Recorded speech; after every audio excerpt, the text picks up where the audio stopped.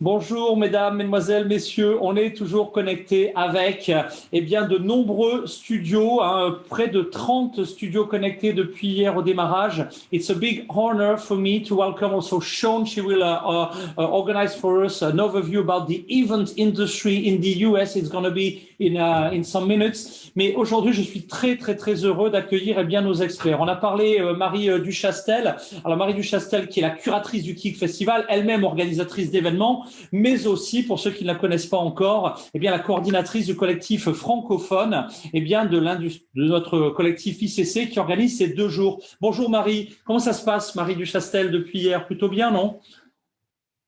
Bonjour Marc-Lionel, écoute, ça se passe très bien. On a eu des super startups dans la session EdTech tout à l'heure et un bon lancement d'ouverture en franglais tout à l'heure.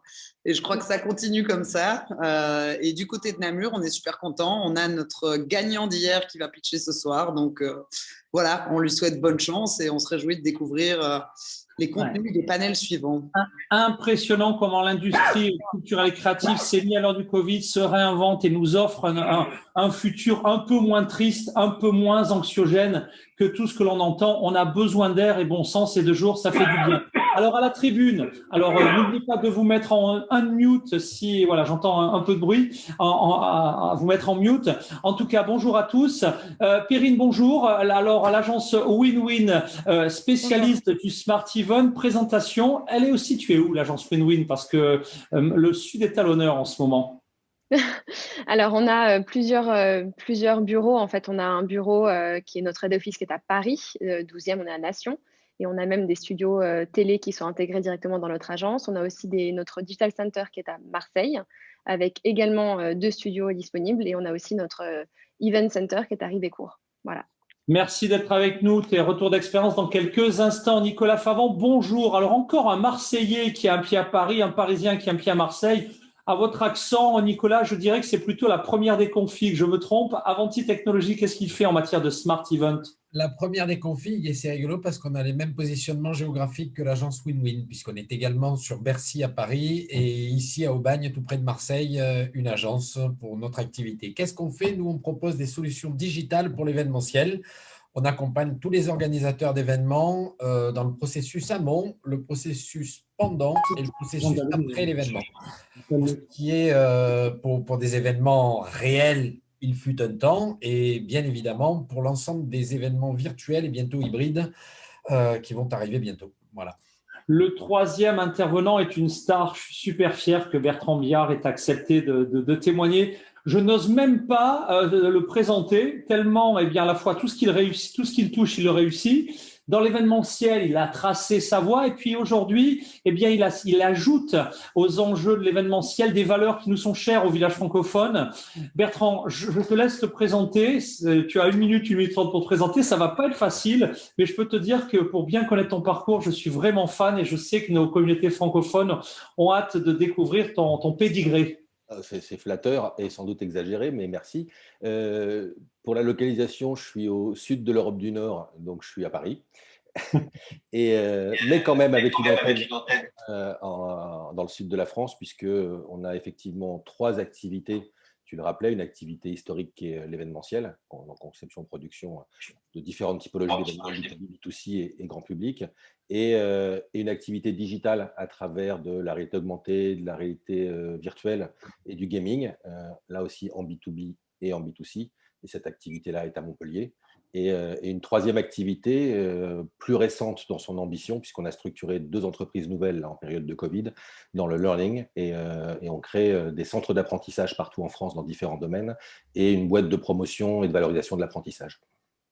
Merci Bertrand d'être avec nous, on est vraiment très fiers. Alors je vois que Jean Dalouse est en train de se connecter, c'est juste super, on est parfaitement dans les temps.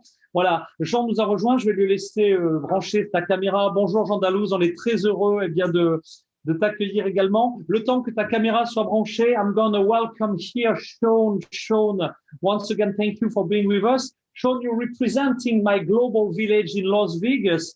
And as you probably know, we were extraordinarily sad not to be with you within the CES.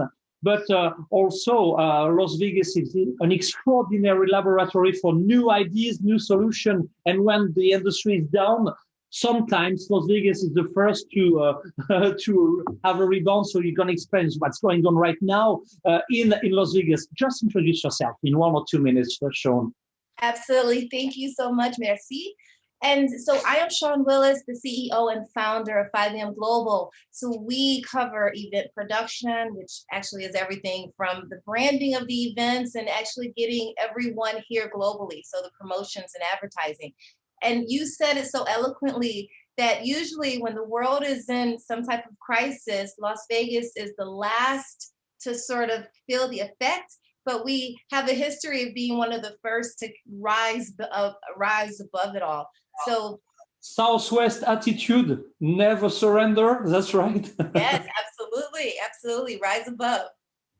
Okay, Sean, you're feeling about the industry, the smart event industry in a while, but first of all, I'm very happy to welcome 2 media partners, important partners in French. Jean Dalouse, bonjour, merci d'avoir accepté d'être dans ce panel. Jean Dalouse, vous êtes, alors vous avez monté vraiment, je pense qu'il y a-t-il quelque chose qui se fait dans l'industrie du tourisme sur lequel Tourmag, votre magazine et vos différents salons n'agissent pas. Alors, une industrie qui, comme la nôtre, celle du Smart Event, a vraiment beaucoup souffert et va devoir se réinventer. Jean Dalouse, présentation. Bonjour à toutes et à tous. Désolé, j'étais un petit peu en retard. Problème de transport. Écoutez, oui, Tourmag donc, est né en 1998, une année avant Google. Nous n'avons pas eu la même réussite, mais voilà. Elle est quand même pas si mal, la réussite de Tourmag, si mes informations sont exactes. Hein. On a fait de notre mieux. Effectivement, aujourd'hui, on est réellement confronté à la pire crise de notre histoire en 22 ans, mais je pense que ce n'est pas une nouveauté, c'est le lot, je dirais, de tous les professionnels du tourisme dans leur ensemble, hein, qu'il s'agisse du business travel, qu'il s'agisse du tourisme de loisirs. Je pense qu'on est tous malheureusement logés à la même enseigne.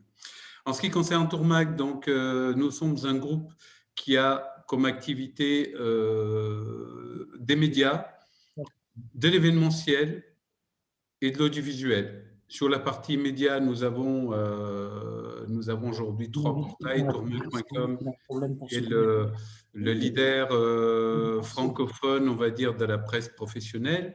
Nous avons également une partie d'audience grand public également. Hein. Nous devenons, avec la crise, nous devenons peu à peu un média B2B2C. Hein, c'est-à-dire, il y a de l'information grand public aussi. Le grand public vient chercher de l'information, ne serait-ce que pour les raisons qui l'empêchent aujourd'hui de voyager, hein, les raisons de la crise, des motifs impérieux, etc. Nous avons donc toute cette partie information pour les professionnels et le grand public. Nous avons une partie événementielle avec My Event Story, qui est la filiale événementielle qui gérait notamment le Ditex, qui est un salon physique, qui est un petit peu le pendant à une échelle un peu plus réduite, mais qui est un peu le pendant d'IFTM Top Resa à Paris, qui est aujourd'hui géré par le groupe Reed Expo. Donc, nous sommes bien entendu dans la même problématique, on va dire, que nos confrères. Et Tourmag Events, My Event Story, excusez-moi. My Event Story gère également toute une partie formation par le biais de, formation digitale. Et enfin, nous venons de lancer dernièrement, avec donc Tourmag et My Event Story, nous venons de lancer le premier salon digital du tourisme qui s'appelle Je vends la France et l'outre-mer, qui aura lieu du 6 au 9 avril prochain. Voilà, donc ça c'est pour l'événementiel. Donc du 6 au 9 avril prochain, les réceptifs français rencontrent les agences de voyage. Donc nous avons fait un swing de notre audience traditionnelle qui était plutôt, elle, tournée vers l'outgoing. Et donc, nous l'avons redirigée vers la France puisque avant la fin de l'année, il n'y a pas de grand espoir pour les agences de voyage, c'est-à-dire le secteur traditionnel des agences de voyage, de pouvoir vendre autre chose que la France aux Français. Voilà. Et nous ne pourrons pas non plus accueillir les étrangers puisqu'ils viendront difficilement. Si je Merci beaucoup, Jean. Voilà. Alors, mesdames et messieurs, ladies and gentlemen, I have some questions for you. J'ai des questions pour vous. La première, elle est évidente, hein. C'est qu'on a tous, maintenant, depuis 1 an, appris à devenir des digital men, à fonctionner en digital.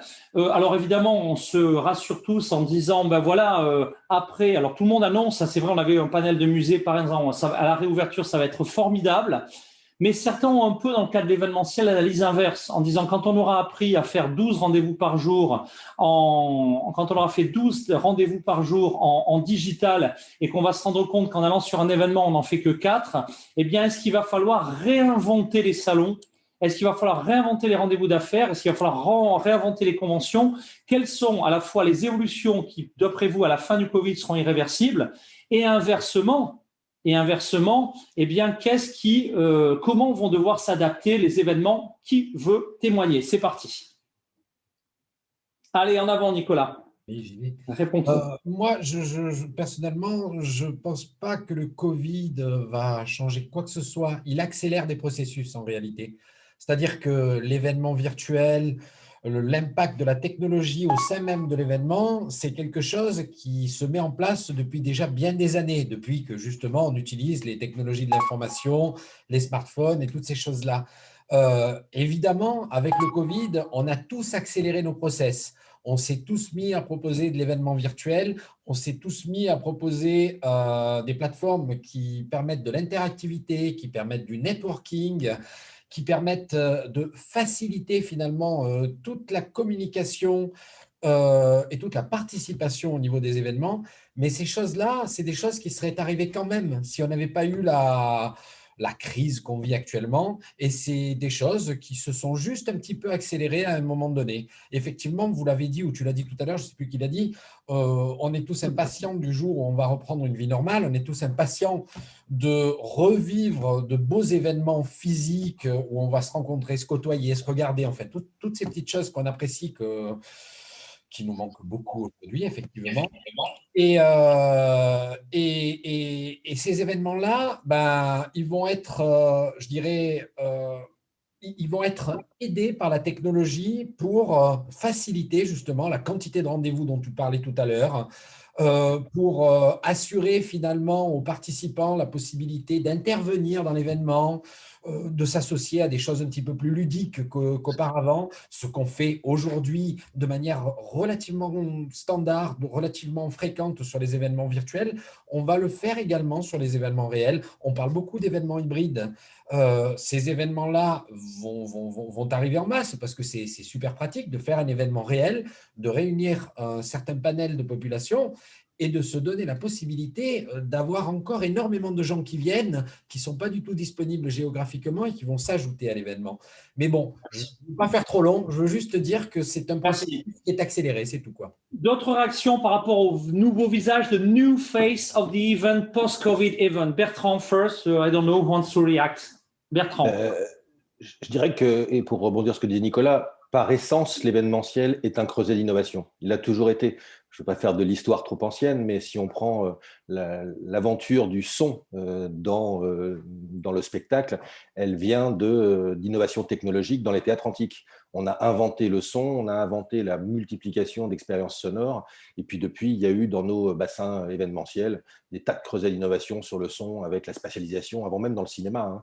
Donc à chaque fois, on est toujours un creuset, un observatoire et un développeur de solutions technologiques. Ça a été le cas dans l'image aussi, avec l'arrivée de la HD, de la 3D, la réalité augmentée, la VR, les hologrammes, enfin, que sais-je. À chaque fois, nos événements sont l'occasion de tester des laboratoires d'innovation. On l'a dans la logistique, bien évidemment aussi là, avec la technologie, avec les apps d'inscription, le prédictif, l'IA. À chaque fois, c'est assez logiquement que dans nos systèmes viennent se plugger des innovations. On l'a dans le conversationnel de plus en plus, on l'a dans les data et le marketing de nos événements, et dans la diffusion et tous les systèmes de diffusion qu'on connaît. Donc ces changements, ils sont majeurs, mais ils sont assez séquentiels, assez naturels, et à chaque fois, ils viennent pour promouvoir de l'efficacité. Et je pense que c'est ce qu'il y a de plus important, c'est qu'à chaque fois, l'efficacité vient se générer. Pour ce qui est de cette notion de phygital, qui est un mot assez récent, hein, je suis assez content d'être celui qui a été dans les premiers à l'employer en 2017, quand on avait lancé pour Itch, si je puis me permettre une petite petite Ah, allégorie super. sur… En 30 secondes, ce qui a été fait, c'est juste top. 30 secondes parce qu'on n'a pas beaucoup de temps, mais c'est vraiment Je le fais intéressant. vraiment en 30 secondes. Manifestory est un jour interrogé par la société Hitch, que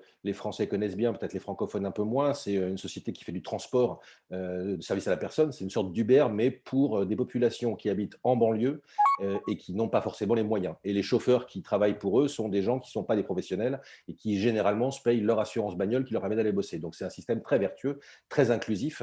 Et ils ont été attaqués par l'État et les pouvoirs publics pour concurrence déloyale du taxi. Donc ils voulaient faire une grande manifestation de jeunes pour marquer leur utilité et leurs besoins. Et on a refusé d'organiser pour eux la manifestation, trop dangereux, pas raisonnable de mettre des gamins dans la rue, des risques de débordement, contexte sécuritaire important. En revanche, on a inventé une manifestation totalement nouvelle qui était, je vous dis, l'avènement de ce mot Figital, puisqu'on a invité tous les manifestants potentiels, ils ont été 185 000 à la fin, à venir s'inscrire, choisir un avatar, choisir des slogans, les tweeter avec un hashtag Génération Hitch. Ces tweets étaient en fait les slogans des manifestations et on a fait passer des camions vidéo dans toute la ville de Paris et dans toute la banlieue, devant des monuments historiques où on n'aurait jamais pu manifester in real life. Donc on l'a fait en URL et les slogans apparaissaient sur ces camions vidéo. Donc les pancartes des manifestants étaient en fait leur hashtag propulsé par nos camions. Il y avait des JRI, il y avait des points d'animation. On a fait un plateau télé pendant 24 heures dans le siège de Hitch qui permettait de parler de contenu et de vie sociétale et de besoins sociétaux des jeunes. Donc vraiment une manifestation qui a été pensée digitale. Et c'est ça qui m'intéresse moi dans le Figital demain, c'est pas d'agréger des solutions côte à côte en se disant on n'a pas le choix, il faudra qu'on fasse un peu de tout, c'est de penser et de créer des expériences qui ne peuvent pas exister en dehors de dispositifs qui soient à la fois physiques et digitaux. Il faut qu'on soit dans des réalités totalement augmentées et transformées, et c'est là qu'on a des puissances énormes pour aller gagner en émotion, en créativité et en efficacité. Parfait. D'autres réactions, d'autres questions? Alors, Sean, your reaction, and then John. It's your turn, Sean. I know that you understand quite well. You mute up your microphone, Sean. But I know you understand our language. Do you? I can pick up on some things, but I do concur with Bernard because at this moment, unlike last year, I am using the power of technology. So in real time, I'm following the language. So yes, we are just people in general, right? We're resilient, we're adaptable. Technology is already applied during this pandemic. And actually, you know, the first thing was to show what we were made of. And most of the companies in the event industry, the movie industry, all of the entertainment industry quickly adapted to technology. So here's what I think. I think, like you mentioned something about the vaccine earlier, and how we need to implement. We're going to use technology much more here in Las Vegas. We're implementing the travel tracing. So as people are getting the vaccine, it's easier for everyone to feel comfortable. So there's, you know, just like Bernard was saying, there's absolutely no doubt that we are going to adapt, and we're adopting all of these new criteriums, and we're doing it easily. I mean, we're here. We're all together here. So thank you. Merci. And if it helps, I have that in French too. Oh, but that's great. Well, resilience is a strong word for our industry. Jean, tu voulais réagir également? Oui, moi je suis désolé Nicolas, mais je ne suis pas du tout d'accord.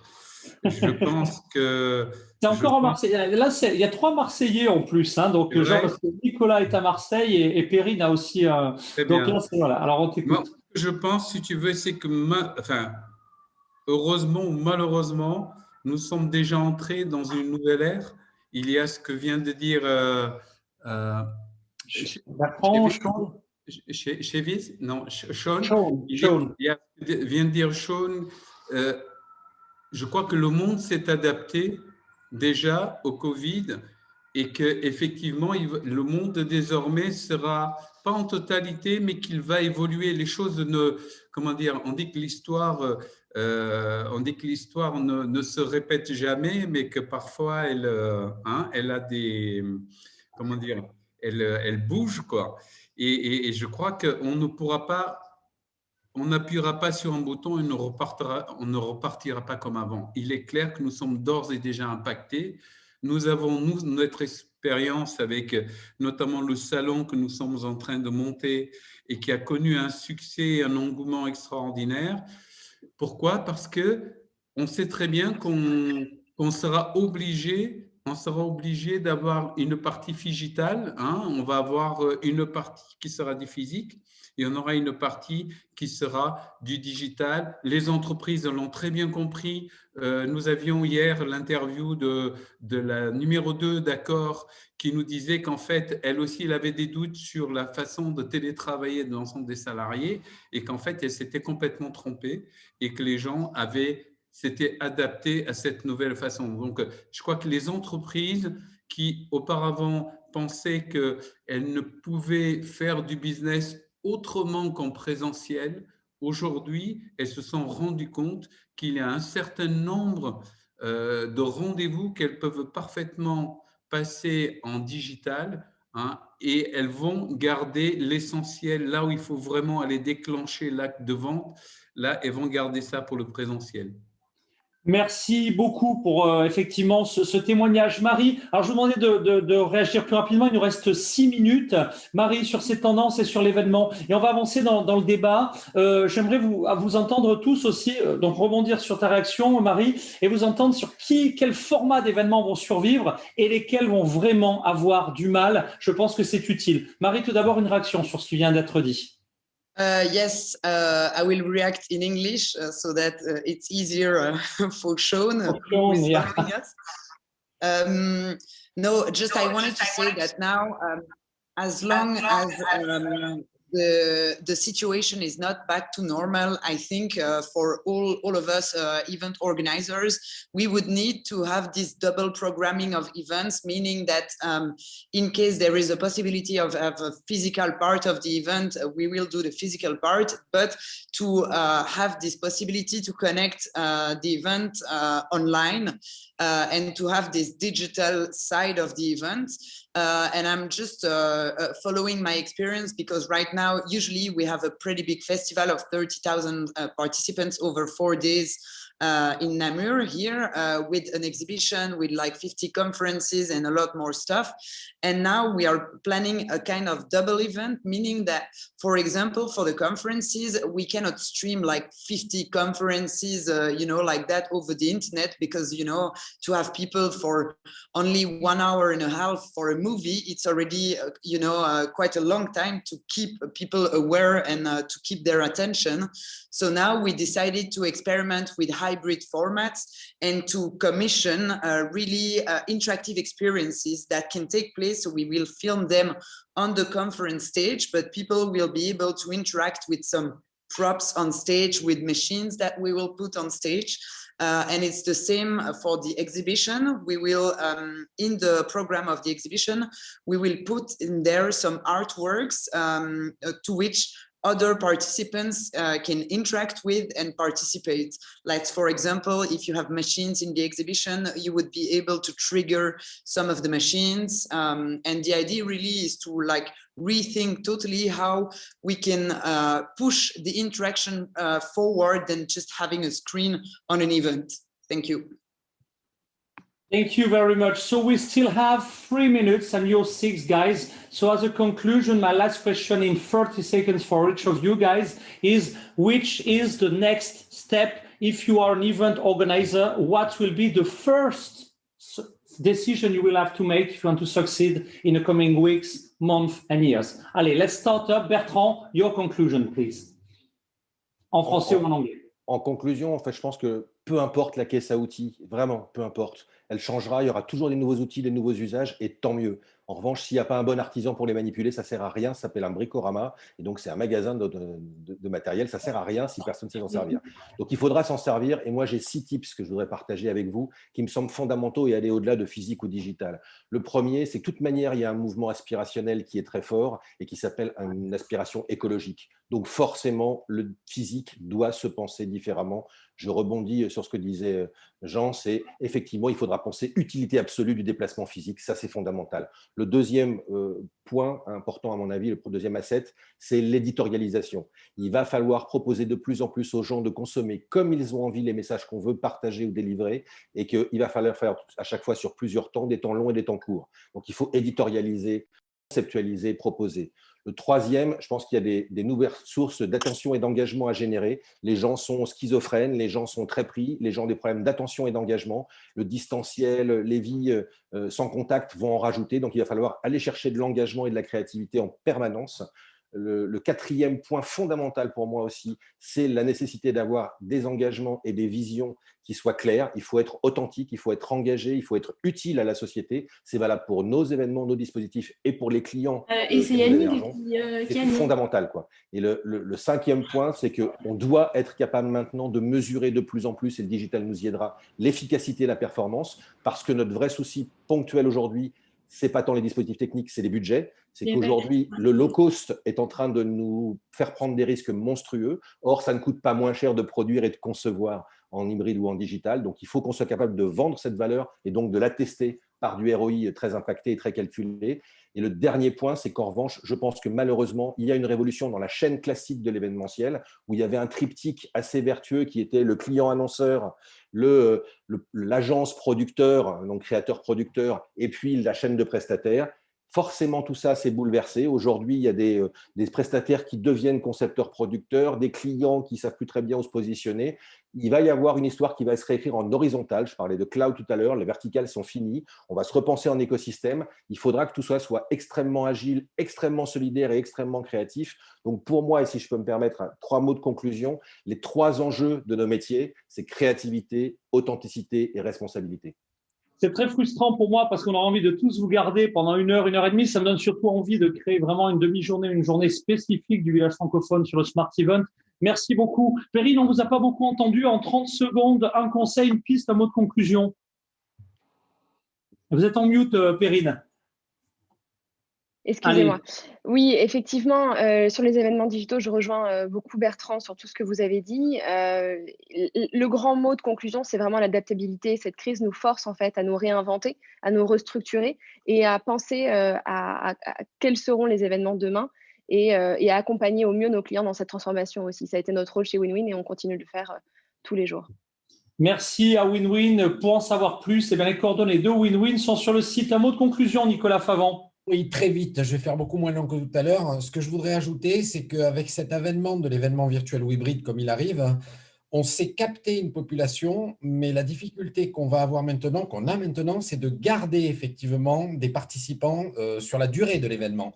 Et tous les outils, toute la digitalisation qu'on met en place, elle est surtout là pour conserver justement cette présence tout le long de l'événement. Et j'en reviens toujours pareil à l'interactivité, au networking via les outils digitaux et tout ce qui va avec. Voilà, je ne voulais pas faire long là-dessus, je voulais juste être très court. C'est parfait. Yannick Ratnel, l'animateur du prochain Focus sur la Smart Education et ses invités nous ont déjà rejoints. On va finir avec 2 minutes de retard, mais on sera généreux, on te les redonnera. Jean Dalouse, en 5 secondes, conclusion, peut-être rappeler les dates de ton prochain événement. Donc, le salon Je vends la France et l'Outre-mer aura lieu du 6 au 9 avril. Sur la toile. Voilà, exactement, sur la toile. Alors, nous recevrons un événement ou 2 en physique, c'est-à-dire que comme il y aura du streaming, les personnes seront en physique dans notre studio à Marseille.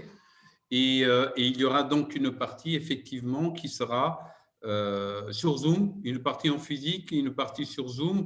Et je crois que pour conclure, je crois que nous sommes en train d'apprendre à très grande vitesse et à marche forcée la nouvelle réalité de l'événementiel. Et je crois que nous allons devoir effectivement nous adapter en permanence aux souhaits de la clientèle et puis également aux évolutions technologiques. Merci beaucoup, Jean-Marie. On est à la bourre. Je te garde pour la suite de nos échanges. Tu avais peut-être un mot. As a conclusion, final conclusion, are you quite optimistic, Sean Willie? Sean, we still have about 30 seconds for the conclusion of all conclusion. That's for you. And we're longing to come back to Vegas for our next event together, Sean. Go ahead. Okay. I just want to say, event producers, event organizers, we're all creative and strategic, and we must think proactively. When we had to quickly adapt and move in AI technology, utilize AR technology, we had to borrow some of the tactics and just some of the practices from the gaming world. And we successfully did that. So as long as we keep our open minds and we stay true to what we are as event organizers and producers, like you said earlier, we don't fail. We conquer. If we conquer digital with our hybrid events and not being just optimistic, but realistic will help us perform and act more proactively. As Europeans, we are sometimes afraid by some aspect of the American culture, but when it's come to be optimistic, positive attitude, we are definitely fan. Thank you very much, Sean, for your contribution. Merci à vous tous pour votre témoignage. On se retrouve tout de suite après le jingle. On va parler de Smart Education. À tout de suite. Merci.